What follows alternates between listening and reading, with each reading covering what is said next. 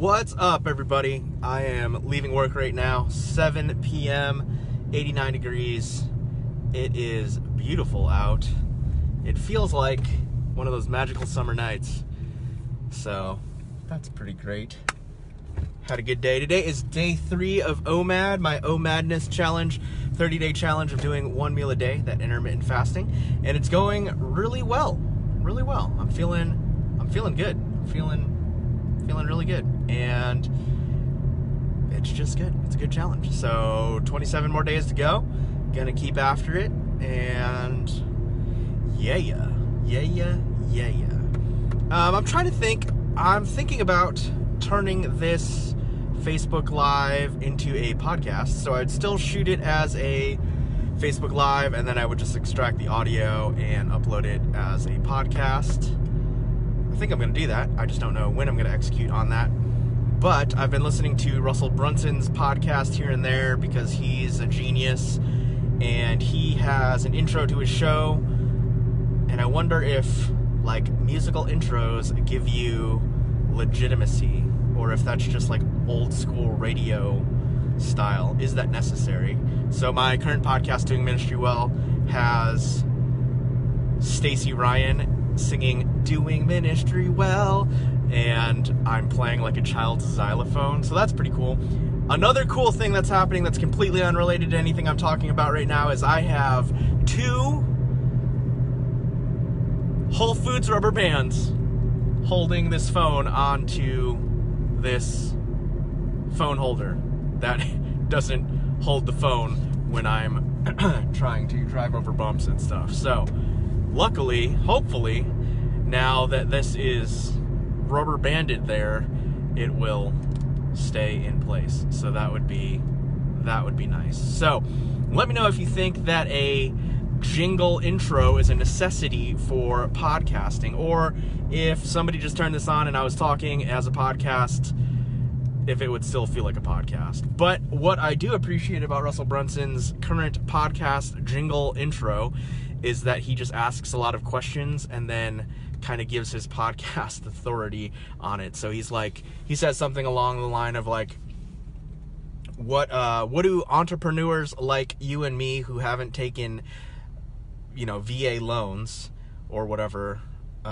maybe not VA loans, anyway, taken on huge loans, venture capital, VC loans, how do we make sure that we're delivering the products that we want to be delivering, adding value to the earth, and still making profit at the same time?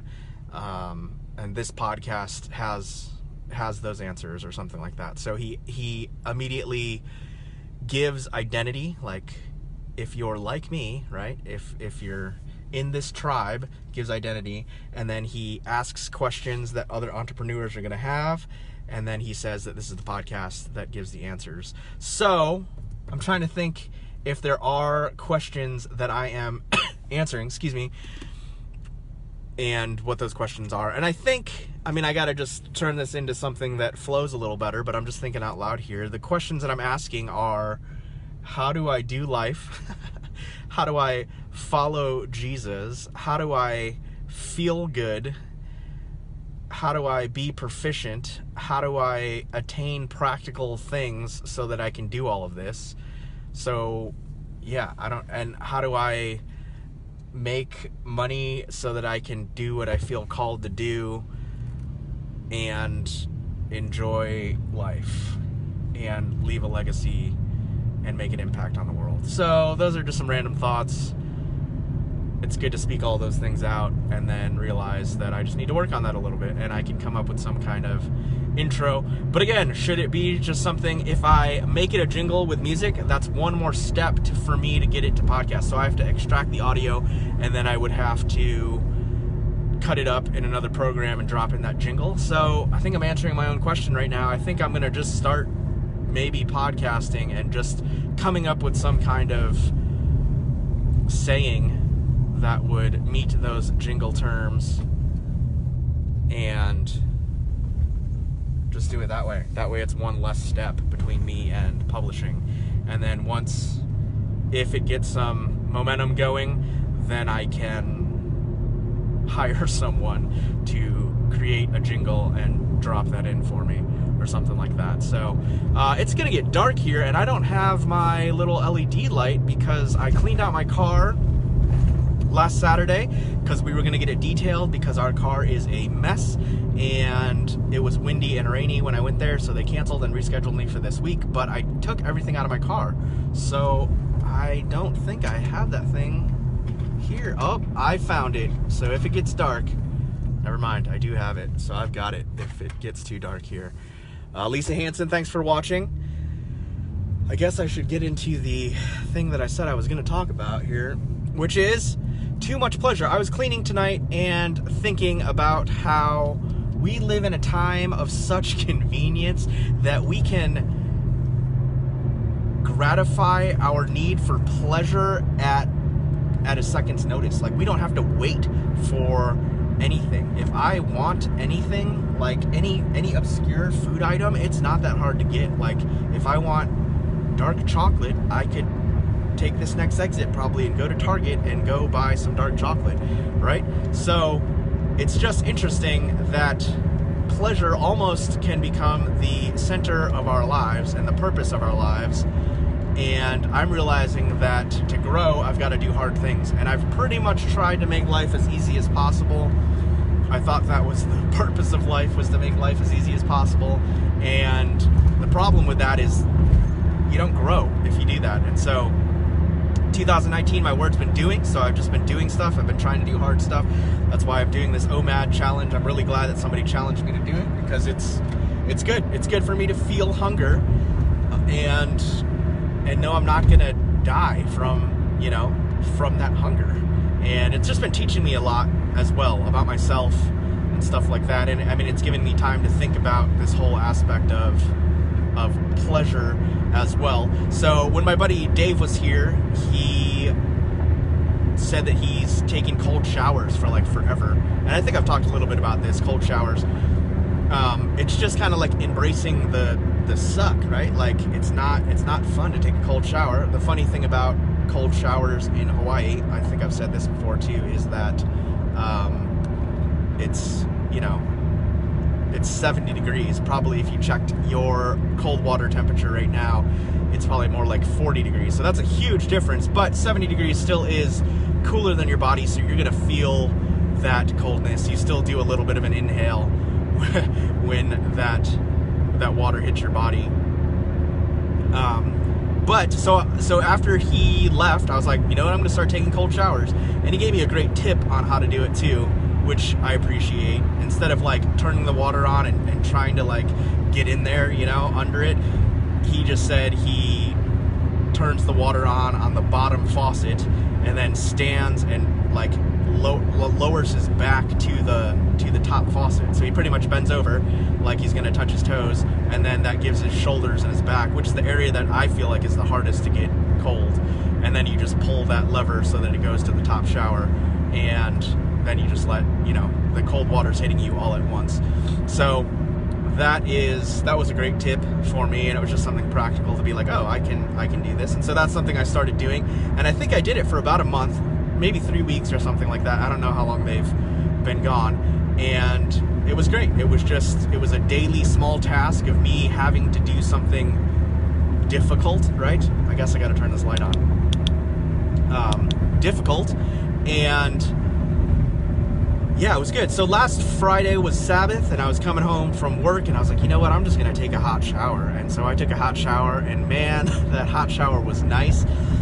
So Saturday I took a hot shower too, and it's just hard once you start giving into allowing yourself to have comforts and pleasure, that it's really hard to go back to doing hard things. And it's just interesting to me that we live in such a time of comfort and convenience now that we have to work at being uncomfortable. You know, there's still third world countries that don't have hot water, and they're, you know, 100 years ago, did everyone have a hot water tank in their house? 200 years ago, they surely didn't. And 200 years ago, you surely weren't stopping in any store to get dark chocolate. So it's just interesting, and I'm trying to do harder things in controlled environments and choosing to do simple little hard things like that. so that I can grow. So let me know what you think of this. Let me know if you're doing hard things and what those hard things are. And if you've realized yourself that once you give in to pleasure in your life, it's really hard to go back and do anything uncomfortable. So I really want to be prepared just for hard things. I don't know. I don't expect hard things are going to happen, but I think that you grow through hard things. And if the time does occur that there is an emergency or something and you're ready, it's funny, I was listening to an Andy Mineo song while I was cleaning today, and the verse that came on, the first verse I think was, if you stay ready, you don't have to get ready. If you stay ready, you don't have to get ready. And I think this speaks to me as a man. Tim Kennedy wrote something one time and put it on his Instagram or Facebook or something like that just said, there's an evil man in a cave training every single day to do harm to people, and is he working harder than you are, and it's just like, that's really good. If we have to, whatever, are we ready? And I think every man kind of asks themselves that question, do I have what it takes in any area, and so I think this is good. I think I'm really growing in these areas of doing simple, hard things, right? There's people that are obviously way out in front of me, but I'm trying, and I'm taking steps, and I'm doing, and I'm wanting to put myself in stressful situations so that I can stay strong. And I just have to remember that when things get really overwhelming and hard, that this is when the rubber really hits the road. It doesn't matter if you can do hard things when you feel good. It's way harder and way more important to keep doing hard things when you don't feel like doing it. So those are my thoughts on pleasure and hardship and intentional discipline, putting yourself in controlled environments where you do hard things. That's nothing that I've really tried to do, and it's a little embarrassing to say that I'm a grown man, I'm an adult, and I've lived my life trying to just make life as easy as possible. And I still believe in efficiency, for sure. Let's figure out the easiest way to do things in systems and stuff like that. Let's not make unnecessary stress and work, but let's also add some stress in our lives that we kind of have control over. I don't know if I'm making sense, but comment and let me know what you think. Comment and let me know how you're doing. So those are my thoughts. Lisa, thanks for continuing to watch, and I will talk to you guys later. All right, good night.